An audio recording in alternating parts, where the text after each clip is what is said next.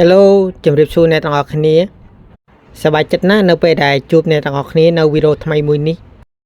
ពីដើមមកទឹកដូងបានគេជឿជាក់ថាគឺជាប្រភពនៃភេសជ្ជៈបំបត្តិការស្រេកទឹកយ៉ាងឆាប់រហ័សនៅពេលដែលរាងកាយក្តៅដូចអុជបានទឹកដូងមកផ្លែផឹកគឺគ្មានអ្វីប្រៀបធៀបបានភាពផ្អែមត្រជាក់របស់វាមិនត្រឹមតែធ្វើឲ្យយើងបំបត្តិការស្រេកទឹកយ៉ាងឆាប់រហ័សហើយថែមទាំងធ្វើឲ្យយើងមានស្មារតីឡើងវិញហើយបន្ធូរអារម្មណ៍ដូងមានមុខនៅគ្រប់ទីកន្លែងទាំងអស់នៅប្រទេសកម្ពុជាយើងចាប់ពីផ្សារតូចៗទៅដល់កន្លែងទេសចរដែលធ្វើឲ្យភ្ញៀវកាន់តែចូលចិត្តដោយសារតែភាពផ្អែមត្រជាក់របស់វាមិនត្រឹមប៉ុណ្្នឹងទេតែមានអ្នកណាខ្លះដឹងថាទឹកដូងមានសារៈសំខាន់ណាស់ក្នុងការថែទាំសុខភាពរបស់យើងតាមបែបធម្មជាតិក្នុងវីដេអូថ្ងៃនេះខ្ញុំនឹងដឹកដៃអ្នកនរគ្នាទៅស្វែងយល់ពីអត្ថប្រយោជន៍ដ៏អស្ចារ្យរបស់ទឹកដូងតើចាប់ផ្ដើមលើហ្មងណាតើបងប្អូនដឹងទេ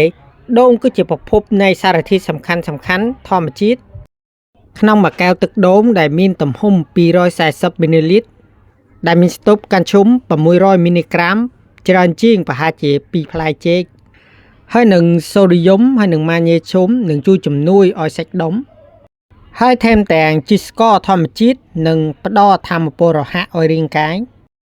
ហើយថែមទាំងវីតាមីន C ហើយនឹងវីតាមីន B នឹងជួយបង្រឹងប្រព័ន្ធភាពស៊ាំហើយនឹងឆៃតូឃីមីនហើយនឹងអាស៊ីតអាមីននឹងមានអត្ថប្រយោជន៍ក្នុងការផ្លាស់ប្ដូរក៏ដូចជាបញ្យឺតភាពចាស់របស់កោសិកាហេតុនេះហើយទឹកដូងបានគេហៅថាគឺជាទឹកអាហាររូបត្ថម្ភធម្មជាតិហើយទឹកដូងមានផលប្រយោជន៍យ៉ាងណាចំពោះសុខភាពអត្ថប្រយោជន៍ទី1របស់ទឹកដូងគឺគេអាចប្រើទឹកដូងជំនួសឈាមក្នុងសង្គ្រាមបងប្អូនមួយចំនួនមិននឹកស្មានមែនទេក្នុងសង្គ្រាមប៉ាស៊ីហ្វិកនៅឆ្នាំ1942កងទ័ពអាមេរិកបានប្រើប្រាស់ទឹកដូងស្អាតដើម្បីចាក់ចូលសរសៃឈាមឲ្យទាហាននៅពេលដែលពួកគាត់រងរបួសក៏ដូចជាខ្វះឈាមទាំងនឹងក៏បានបកស្រាយដោយក្រុមអ្នកវិទ្យាសាស្ត្រដែលមានឈ្មោះថា American Journal of Surgery ឆ្នាំ1942ពួកគាត់បានបញ្ជាក់ថាអ៊ីយ៉ុងដែលមានច្រើនក្នុងទឹកដូងដូចជាសូឌីយ៉ុំកាល់ស្យូមហើយនឹងសារធាតុក្លរិកដែលមានសមត្ថភាពហើយនឹងរូបផ្សំប្រហាក់ហាយនឹងឈាមមនុស្សដែលផ្អែកចូលក្នុងរាងកាយរបស់អ្នកជំងឺនៅពេលដែលអ្នកជំងឺខ្វះឈាមក៏ដូចជាផ្លាកែតទោះបីមិនអាចជំនួសឈាមបានទាំងស្រុងក៏ប៉ុន្តែវានឹងជួយជីវិតមនុស្សជាច្រើននៅពេលដែលខ្វះឧបករណ៍សង្គ្រោះទោះបីជាសពថ្ងៃវិទ្យាសាស្ត្រមិនប្រើប្រាស់វិធីនេះទេ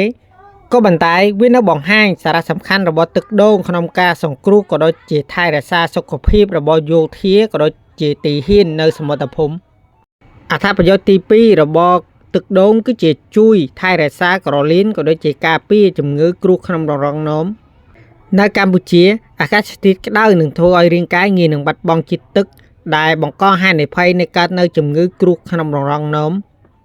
ទឹកដូងមួយកែវរាល់ពេលដែលយើងស្រេកទឹកមិនត្រឹមតែធ្វើឲ្យយើងបំពេញជាតិទឹកហើយនឹងការពារជំងឺគ្រោះក្នុងរងនោមយ៉ាងមានសុវត្ថិភាព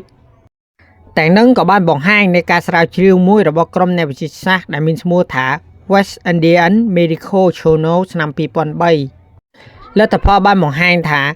ការផឹកទឹកដូងជាប្រចាំនឹងអាចកាត់បន្ថយកាសកំណកអូសាឡិកដែលគឺជាមូលហេតុចម្បងបង្កនៅគ្រោះក្នុងរងនោម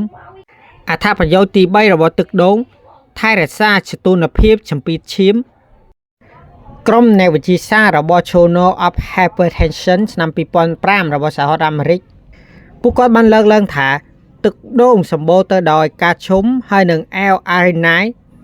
ដែលអាចធ្វើឲ្យស្រោមសរសៃឈាមរបស់យើងមានភាពធូរហើយនឹងយឺតជាងមុនហើយនឹងជួយសម្រួលដល់សម្ពាធឈាមរបស់យើងមានសីតុណ្ហភាពឡើងវិញលទ្ធផលនឹងមានសារៈសំខាន់ណាស់ដែលបង្ហាញផលប្រយោជន៍ដ៏អស្ចារ្យរបស់ទឹកដូងក្នុងការការពារជំងឺសម្ពាធឈាមរបស់មនុស្សគ្រប់វ័យទាំងអស់នៅប្រទេសកម្ពុជាយើងអត្ថប្រយោជន៍ទី4របស់ទឹកដូងនឹងជួយកែលម្អស្បែកក្រោយពីដើរក្រោមពន្លឺថ្ងៃ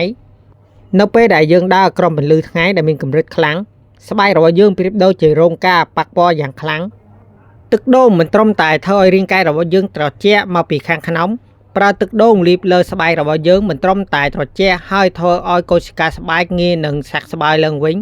ការស្រាវជ្រាវមួយចំនួនបានបង្ហាញថាទឹកដូងមានស្តុបឆៃតូឃីនីនខ្ពស់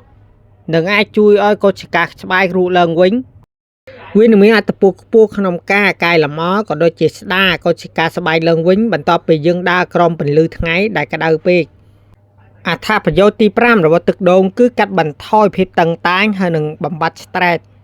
ក្រុមអ្នកវិទ្យាសាស្ត្ររបស់ទស្សនាប្តីដែលមានឈ្មោះថា Food and Punson ឆ្នាំ2006របស់ចក្រភពអង់គ្លេសបានលើកឡើងថាសារធាតុចម្រាញ់ដែលស្តុបនៅក្នុងទឹកដូងនឹងមានអត្ថប្រយោជន៍ខ្ពស់ក្នុងការគ្រប់គ្រងកម្រិតកូទីសូនដែលគឺជាមូលហេតុចម្បងដែលបង្កើនឡើងភាពតឹងតែងនៅពេលដែលយើងធ្វើការក្រោមកម្ដៅថ្ងៃទឹកដូងមួយកែវមិនត្រឹមតែធ្វើឲ្យយើងត្រជាក់ហើយវាថែមទាំងស្ដារអារម្មណ៍យើងឡើងវិញបំកាត់ការតានតឹង stress បងប្អូនគួរជ្រើសរើសទឹកដូងខ្ចីដែលនាំមកផលប្រយោជន៍ដ៏ល្អបំផុតអ្នកដែលមានជំងឺទឹកនោមផ្អែមជំពាធឈាមទាបឬក៏ជំងឺតម្រងនោមធ្ងន់ដែលជៀសវាងនឹងការទទួលទានទឹកដូងម្យ៉ាងទៀតការទទួលទានទឹកដូងគួរតែទទួលទានពេលព្រឹកនឹងនាំមកផលប្រយោជន៍ដ៏ល្អបំផុតជាចុងក្រោយយើងអាចនិយាយថាដូងមានអត្ថប្រយោជន៍ដ៏អស្ចារ្យសម្រាប់មនុស្សដែលចង់រក្សាសុខភាពតាមបែបធម្មជាតិខ្ញុំតែងតែចូលចិត្តផឹកដូងនៅពេលដែលធ្វើដំណើរផ្លូវឆ្ងាយមិនត្រឹមតែធ្វើឲ្យយើងត្រជាក់រាងកាយហើយទាំងមានស្មារតីភ្លឺថ្លាសម្រាប់ការបើកបរធ្វើដំណើរតើបងប្អូនចូលចិត្តផឹកដូងនៅពេលណាវិញសូមចែករំលែកតាម comment ខាងក្រោមណាហើយកុំភ្លេចចុច like subscribe ហើយនិងកាដឹងខាងក្រោមដើម្បីទទួលបានវីដេអូថ្មីៗមានផលប្រយោជន៍សម្រាប់សុខភាពបន្តទៀតណាសូមអរគុណសម្រាប់ការទស្សនា